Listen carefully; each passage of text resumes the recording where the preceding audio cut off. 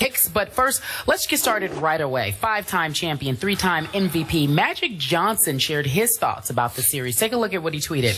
He said, if LeBron keeps playing the way he's playing, the Cavs win the title. This will be the single greatest performance we've seen in the finals. LeBron averaging 41 points per game, scoring 123 of the Cavs' points over the last 3 games. So, Stephen, I'll start with you first. Do you agree with Magic?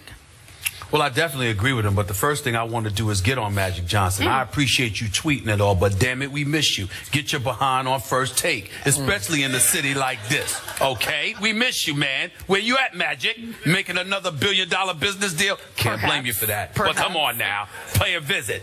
With that being said, he's absolutely right. I think that when you look at LeBron James and the way that he has been playing, and you look at the magnitude of his performance, there's just no question that when you think about elite guys that have performed in NBA Finals history, what he has been doing without Kevin Love and Kyrie Irving, particularly against the best team in basketball supposedly this season, is absolutely astonishing, and there's just no way around it.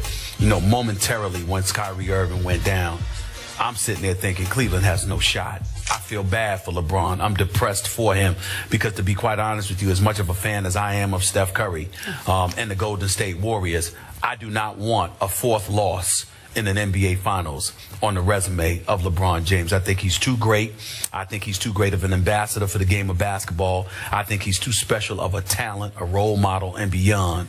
I don't want to see him lose these finals. And so when you lose 2 of your primary weapons and you're thinking it's over, and then to watch this brother perform the way that he has performed, I can't say enough. And to me, what Magic Johnson said about him is just further validation, because when it comes to the game of basketball, who are any of us to be sacrilegious enough to disagree with the great Irvin Magic Johnson? It is rare that I have done it.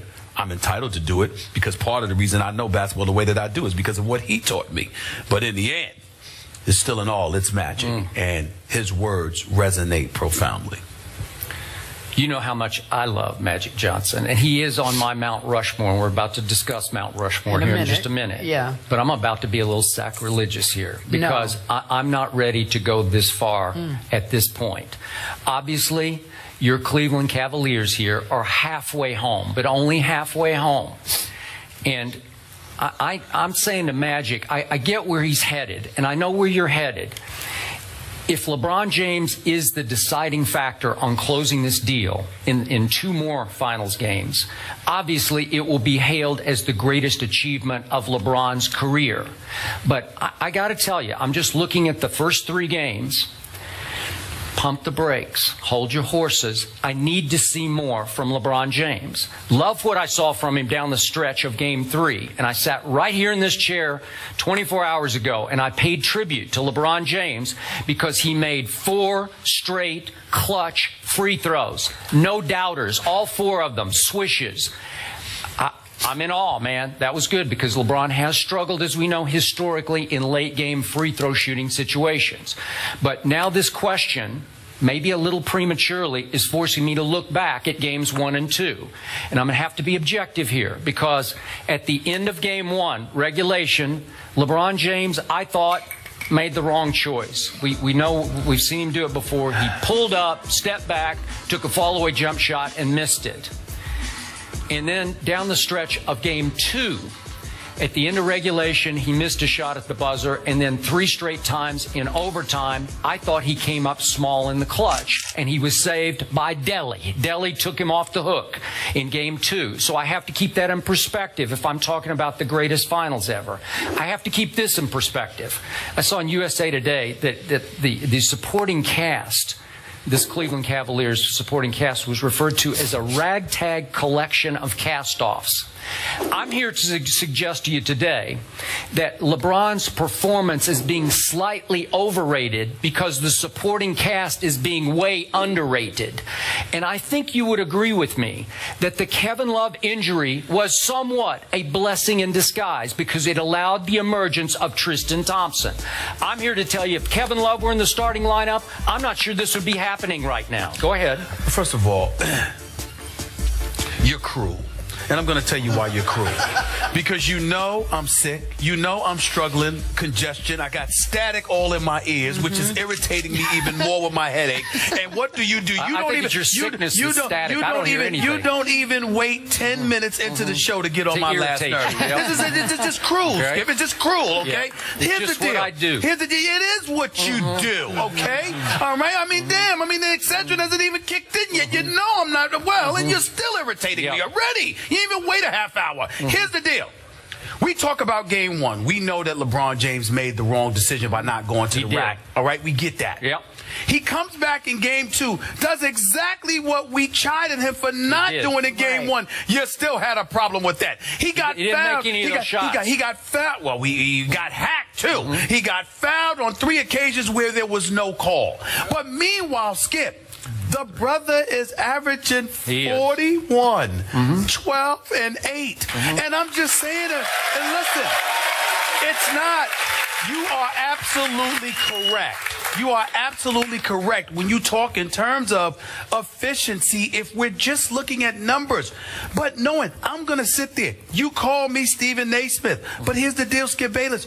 You were covering basketball when I was in elementary school. You watched more basketball than me. That is a fact. You know for a fact that sometimes it's not about percentages. It's about how you control and dictate a basketball game. And it is undeniable that an offensive juggernaut like the Golden State Warriors have essentially been neutralized in the first 3 games because LeBron James has dictated pace. He's controlling the game on so many levels that Magic Johnson's operative word was if.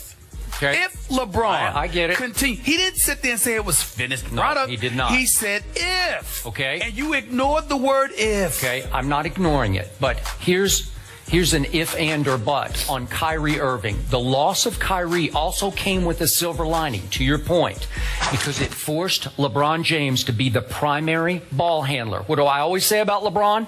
Best point guard in the NBA. And he's able to control the ball and become the primary scorer. And I love him against this team as the primary scorer because this team, as of yet, has had no answers for LeBron James. Now, obviously, he has the second most misses through the first 3 games of any finals ever.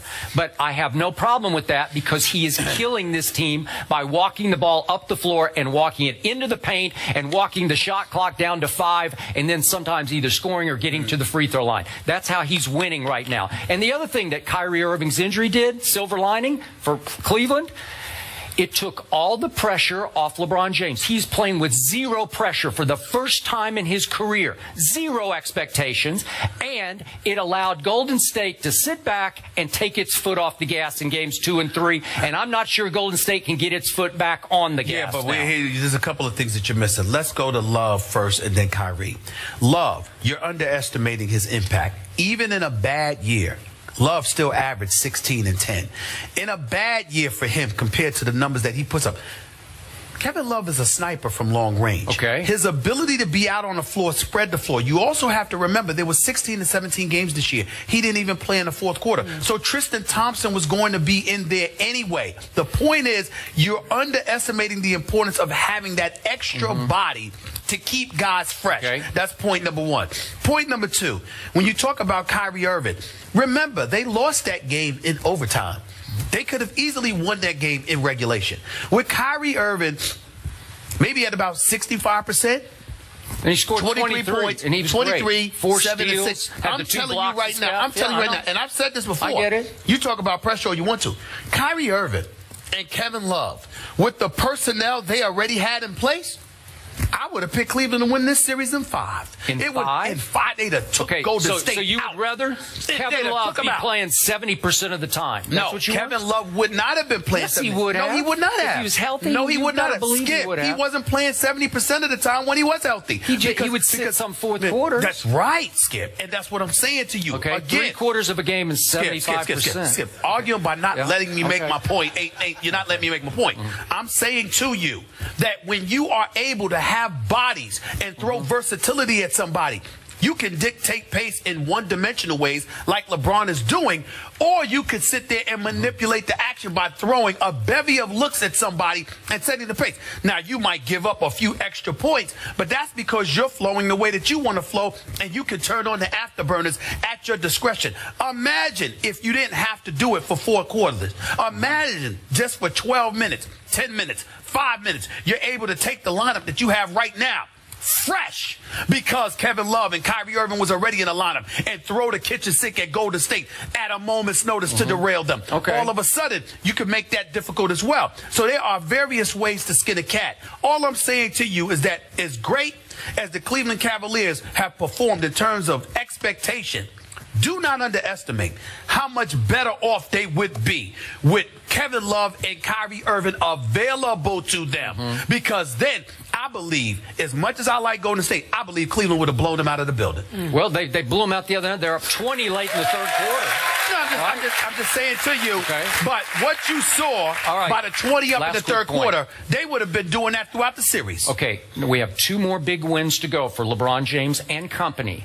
The target for the greatest finals I ever saw one man play was the 1998 finals, the last of Michael Jordan's 6 rings. Remember Game 6? You were there in Utah. Okay, Utah had home court advantage, and the series was 2-3-2. So the last 2 games were at Utah. In Game 6, Scottie Pippen hurt his back early in the game on a dunk, was incredibly limited, ended up scoring 7 points and 8 points in the game. Michael Jordan went for 45 in Game 6, and you know how it ended.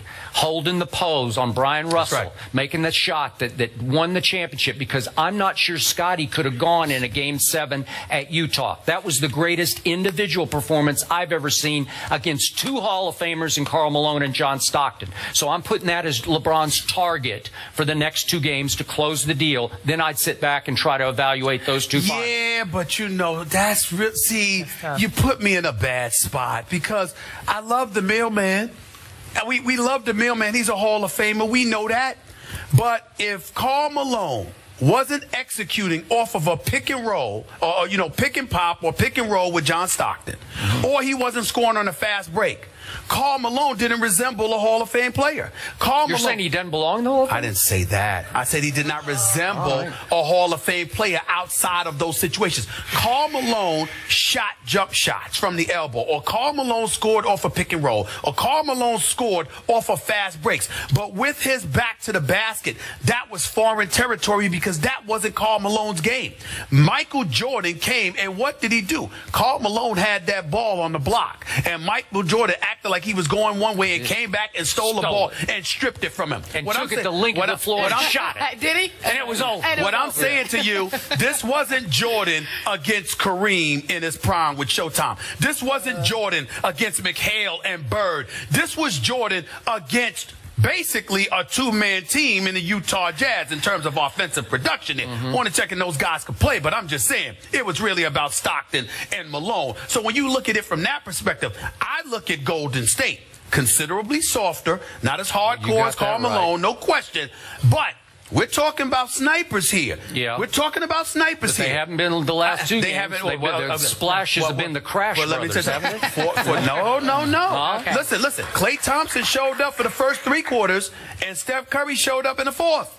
Keep that in mind. I'm not sure he scored 16 total points. I'm just saying that he made some shots. On here. You mentioned that LeBron is averaging 41, 12, and 8. Magic Johnson talked about that. He said the Warriors can't allow LeBron